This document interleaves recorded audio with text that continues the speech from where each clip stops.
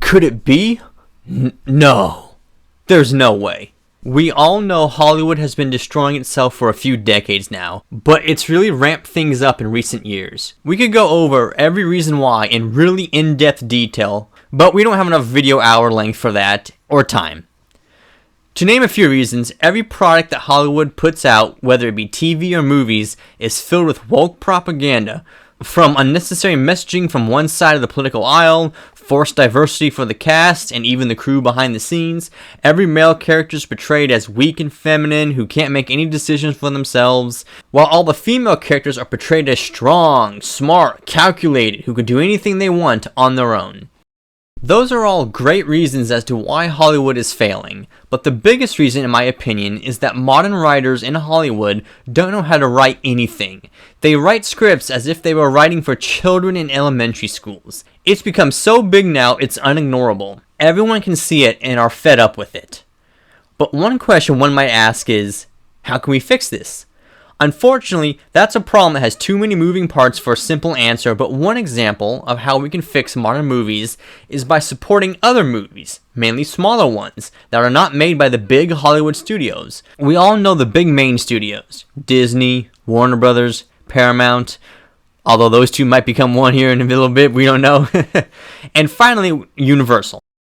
There's a bunch of other smaller studios out there that we all would recognize from these, but these are the main four.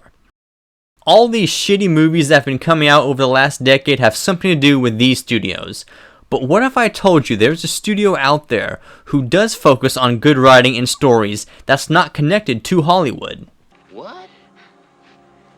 What if I told you that there's a studio out there that many of you have not heard of and that is filling the void that Hollywood left behind? No way! Yes way!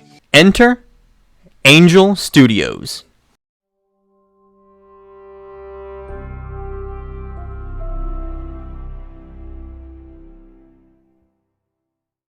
Angel Studios is a small independent media company that was founded by two Mormon brothers in 2013 and is a part of the larger Angel Media Company. To keep it brief and simple, they focus on mostly Christian-based TV shows and films, but it appears that they are slowly experimenting with other types of genres while still keeping the faith-based ones at their core.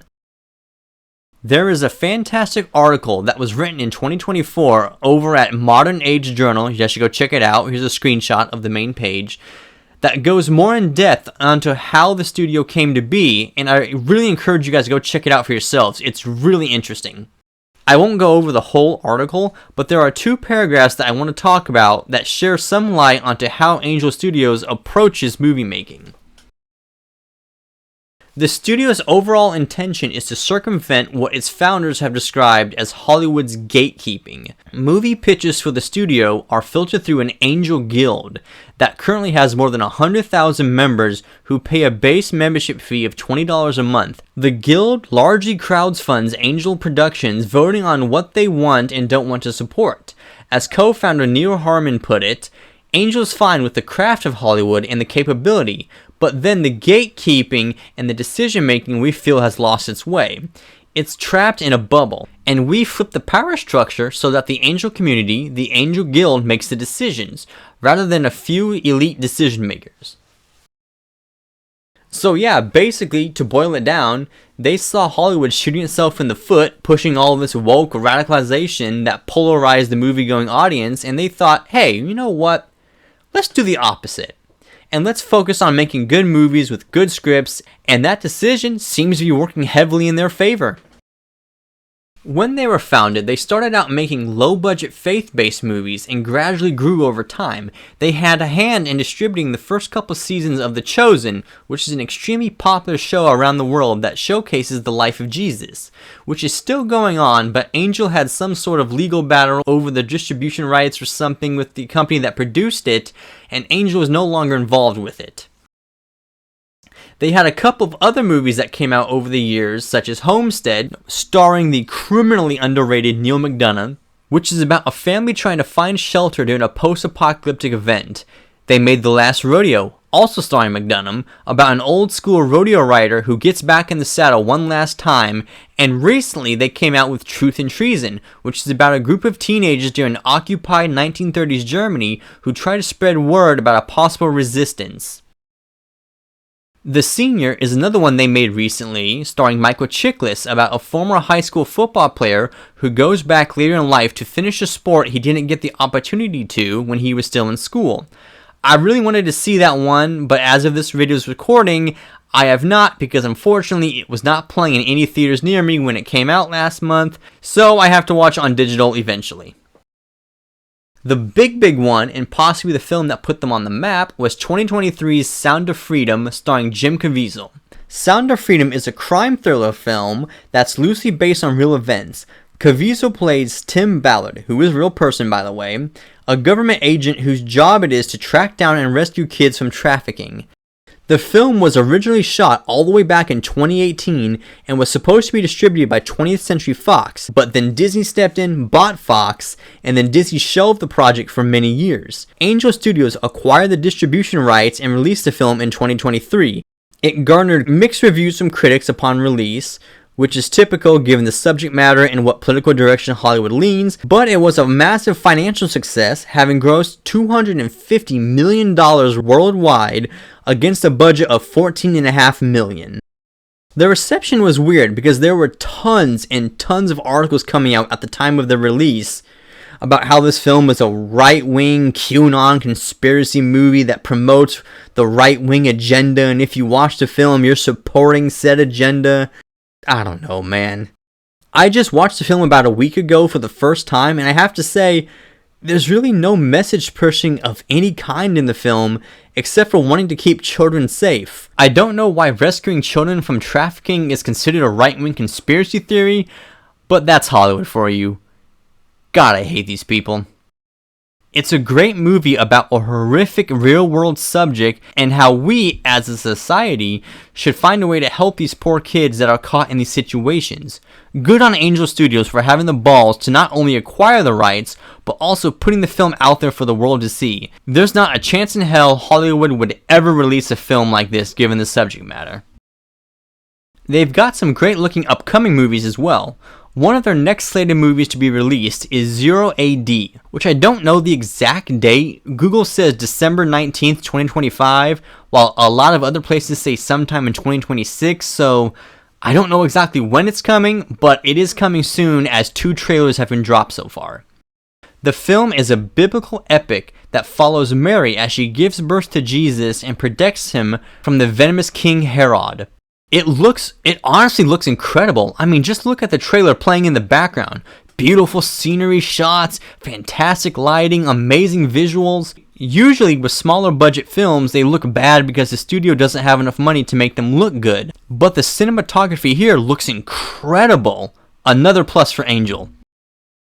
The film also has a stacked cast. You got Sam Worthington, Ben Mendelsohn, Jim Caviezel as King Herod, and the young and upcoming Deva Cassell as Mary. Most people over here in America probably don't know who she is. She is the oldest daughter of the iconic Italian actress and model Monica Bellucci and the prominent French actor Vincent Cassel. I'm a huge fan of both of them, with Monica being my favorite model and actress. It kinda sucks they got divorced since they made some banger movies together when they were a couple, but it is what it is. As for Deva, she's not really done much yet since she's so young and just starting out, so there's not really a lot to judge her on just yet, but let's face it, with these two as your parents, you're destined for greatness. It is cool though that Deva is starring in this movie with Caviezel, and Monica starred in Passion of the Christ as Mary Magdalene, which also starred Caviezel as Jesus. Just a neat little connection there. My one complaint about the movie is, if it's true that it's going to be released on December 19th, I feel that could be a bad move because it's the same day that Avatar Fire and Ash comes out. I wouldn't want to release my movie against a juggernaut like Avatar, but maybe given the subject matter, Angel is confident it will succeed. I know Sam Worthington is loving it since he stars in both. My man is raking in the cash. Good for him. I fear releasing it on Christmas would be the better move since it's literally Jesus' birthday. That way you give Avatar the weekend to dominate, then Angel can come in during the week that most people go to the movies and release a movie that the release date matches the story of the film, but that's just me. Another film Angel has coming out is one I honestly had no idea was coming out until I saw the trailer, and that is Young Washington, a movie that follows a young George Washington during the French-Indian War, a war which eventually led to Washington rebelling against the British Empire, starting the Revolutionary War, which founded the greatest country in history. For those of you who aren't American, let me translate for you. America, fuck yeah! Coming again to save the motherfucking day, yeah! America, fuck yeah! Freedom is the only way, yeah! Like I said, I had no idea this movie was coming out, but man, I'm 100% on board. Inject this shit into my veins now.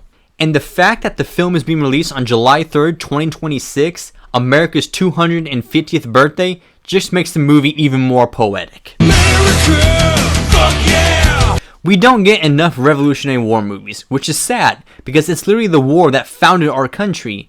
There's really only one main one people think of, and that's The Patriot starring Mel Gibson, which is fantastic by the way.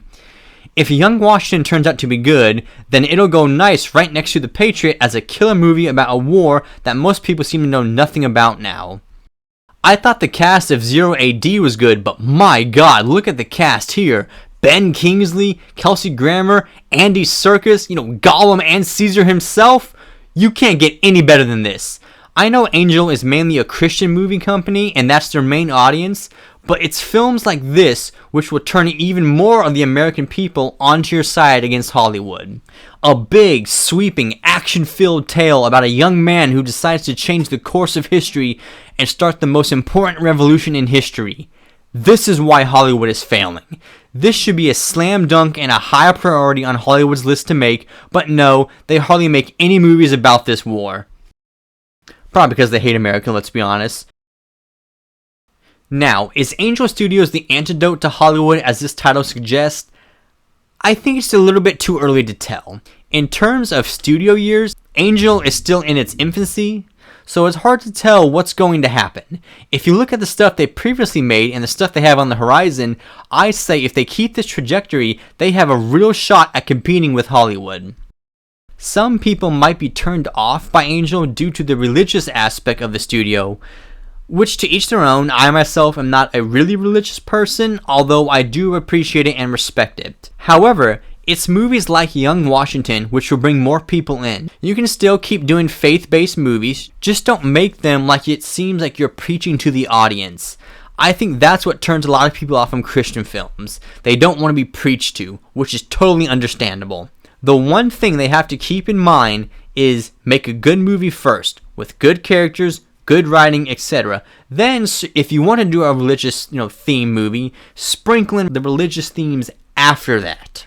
I think that's the way to do it. Don't make outright propaganda films. That will make the audience turn on you. They don't want to be lectured to by either side. They just want to be entertained. Hollywood is most likely going to continue down the path of all this woke nonsense. You think they wake up by now, but no, it seems they keep doubling down. All Angel and other smaller studios have to do is focus on making good, entertaining movies and stories that Hollywood is neglecting, and they will come out on top in the end.